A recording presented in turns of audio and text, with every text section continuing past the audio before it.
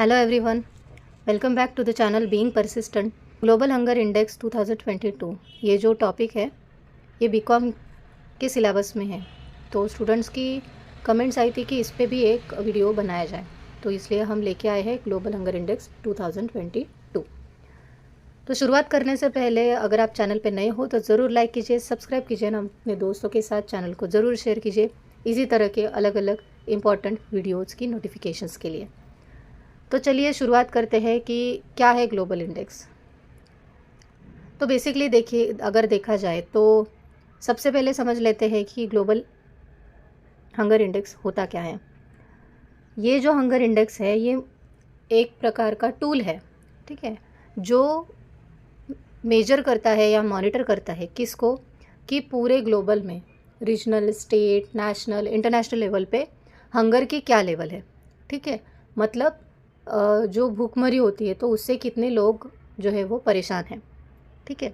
सो ये सारी लेवल्स पे चेक करने के लिए एक टूल है जो अलग अलग देश इस्तेमाल करते हैं। GHI स्कोर जो है वो डिटरमाइन होता है 0 to 100, ठीक है। मतलब 1 से 100 तक ये काउंट किया जाता है, मतलब इसमें रैंकिंग होती है अलग अलग देशों की। विथ 0 डिनोटिंग नो हंगर, मतलब जहाँ पे हंगर ही नहीं है, ठीक है, उस प्रकार के देश को या उस प्रकार के रीजन को क्या बोला जाता है, ज़ीरो, मतलब ज़ीरो से डिनोट किया जाता है। एंड 100 डिनोटिंग एक्सट्रीम हंगर, मतलब जहाँ पे बहुत ही ज़्यादा, मोर देन दैट जो है वो हंगर की लेवल है। It is prepared by world wide and wealth hunger life and 2 European NGOs, ठीक है। ये 3 जो ऑर्गेनाइजेशंस है इन्होंने ये दो ऑर्गेनाइजेशंस ने इसको प्रिपेयर किया है या बनाया है। Each set of GHI scores is based on data from 5 year period, ठीक है। 5 साल के पीरियड के हिसाब से ये बनाया जाता है। मतलब जैसे हमारा सेंसस जो है वो भी 10 साल में मेजर किया जाता है, उसी तरह से GHI जो है वो हर 5 साल मेजर किया जाता है। GHI is a yearly report, ये जो है वो ईयरली रिपोर्ट है। मतलब यहाँ पे जो जिस तरह से किसी कंपनी का एनुअल रिपोर्ट तैयार किया जाता है, ठीक है, उस ईयर के हिसाब से। बट यहाँ पे क्या है कि 5 साल का जो भी डेटा है, मतलब 5 साल में क्या क्या चीज़ें हुई, मतलब किस किस देश का हंगर लेवल क्या क्या था, इसके हिसाब से, उस डेटा के हिसाब से यहाँ पे रैंकिंग दी जाती है और वो ईयरली प्रेजेंट किया जाता है। Data from 2070 through 2021 are use to compute the GHI scores for 2022। 2022 के GHI को मेजर करने के लिए जो डेटा लिया गया वो था 2017 से 2021 तक। सो आई होप आपको ये कॉन्सेप्ट समझ में आ गया होगा। तो ग्लोबल परफॉर्मेंस जो है वो किस तरह से काउंट किया जाता है या क्या है अभी का, अगर देखा जाए तो ग्लोबल परफॉर्मेंस 2022 का। Fight against hunger has mostly stalled globally in recent years, with 2022 score of 18.2 compared to 2014। 2014 में जो रेट था वो था 19.1, ठीक है, ग्लोबली अगर देखा जाए तो। एंड अभी 2022 में ये जो है वो थोड़ा सा कम हो गया है, okay. 44 countries that currently have serious और अलार्मिंग हंगर लेवल्स। ऐसी कंट्रीज़ है जहाँ पे 100 का जो भी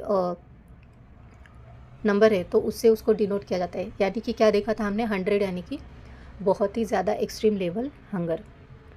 तो देखिए स्टैग्नेशन यानी कि क्या, क्यों एक पर्टिकुलर रीजन या क्यों एक पर्टिकुलर कंट्री या रीजन की ग्रोथ नहीं होती है, उसके मतलब सैचुरेशन हो जाता है, क्यों कंट्री ग्रो नहीं कर पाती, क्यों वहाँ पे अनएम्प्लॉयमेंट, इलिटरेसी या फिर हंगर की चीज़ें दिखाई देती है।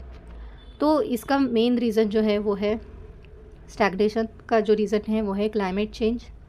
इकोनॉमिक फॉलआउट, यानी कि इकोनॉमिकली कोई एक अगर बीमारी आई हो, ग्लोबली आई हो, ठीक है, तो उससे भी बहुत से बिजनेसेस बंद पड़ जाते हैं। कंट्रीज़ की जो इकोनॉमी है वो ग्रो नहीं कर पाती, ठीक है, मार्केट फॉल आउट होता है। तो ये सारी चीज़ें, रशिया यूक्रेन वॉर ये भी एक मेन रीज़न था इकोनॉमी को डाउनवर्ड लेके जाने का।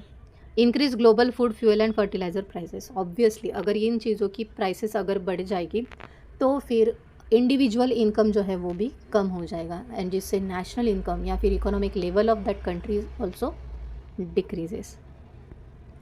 सो ये देखिए यहाँ पे ये जो चार्ट है, GHI स्कोर है 2000 में कितना था, बहुत ही ज़्यादा था, ठीक है। 2007 में कितना था, 14 में और 22 में। तो हर 5 साल के हिसाब से इन्होंने काउंट किया है, तो यहाँ पे थोड़ा सा कम हुआ है, ठीक है। मतलब यहाँ से हम यहाँ तक आए हैं, ठीक है। सो 10% हम कम करने में सक्सेसफुल हुए हैं ग्लोबली। उसके बाद अगर देखा जाए तो जो परफॉर्मेंस है, वर्स्ट परफॉर्मेंस, जहाँ पे बहुत ही ज़्यादा हंगर लेवल है, if you consider south Asian countries, India जो है वो 107 पे है, मतलब बहुत ही ज़्यादा, मोर दैन 100, यानी कि बहुत ही ज़्यादा हंगर है इस देश में। श्रीलंका 64, नेपाल 81, बांग्लादेश 84 एंड पाकिस्तान 99।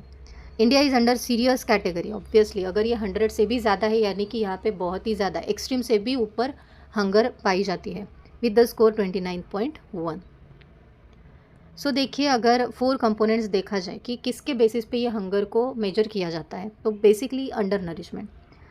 पॉपुलेशन का बहुत सा पार्ट अंडर नरिश रह जाता है, reflecting insufficient caloric intake in India, ठीक है।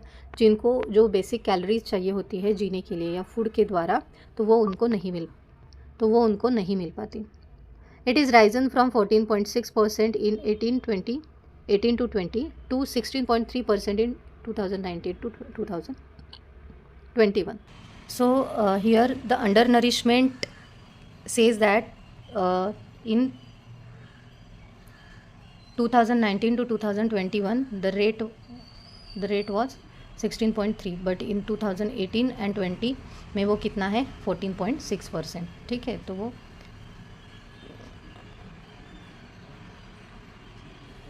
बढ़ गया है। 224.3 million people in India out of 828 million globally are considered undernourished. मतलब क्या कि ये जो लोग हैं ये अंडर नरिश्ड है, मतलब कि इतने सारे लोगों को रोज़ का खाना अच्छी तरीके से नहीं मिलता है, ठीक है। जो भी प्रोटीन्स, विटामिन्स, कार्बोहाइड्रेट्स जो होने चाहिए, तो वो इन लोगों को नहीं मिलता है और वो भूखे रह जाते हैं, ठीक है। तो इसी वजह से बीमारियाँ बढ़ती है, गरीबी बढ़ती है, ठीक है। वो खाना नहीं मिल रहा तो वो काम करने के लायक नहीं बनते हैं। सो इस वजह से बहुत सारी प्रॉब्लम्स इकोनॉमी को फेस करनी पड़ती है, जैसे कि पावर्टी है, अनएम्प्लॉयमेंट है, child wasting, the share of children under the age of 5 who are wasted, low weight for height, reflecting acute undernutrition. Child wasting का मतलब क्या है कि चिल्ड्रन का जो शेयर है a under the age of 5, low weight for height, मतलब जिसकी हाइट बहुत ज़्यादा है बट उसका जो वज़न है वो कम है, ठीक है। तो इसको बोलते हैं undernutrition. India child wasting rate, जो उनका रेट है, तो वो क्या है, low weight for height 19.3% is worse than the levels recorded in 2014 15.1% and even 2000 17.15%। मतलब ये 2000 में क्या था, 2014 में क्या था, इस तरह का उन्होंने रेटिंग दिया है। तो वो धीरे धीरे कम होने लगा है, बट जैसे जैसे पॉपुलेशन बढ़ रही है उसी तरह से वो रेट भी इतना ज़्यादा हमें कम दिखाई नहीं दे रहा है। Child stunting, the share of children under the age of 5 who are stunted, low height for age, reflecting chronic under nutrition.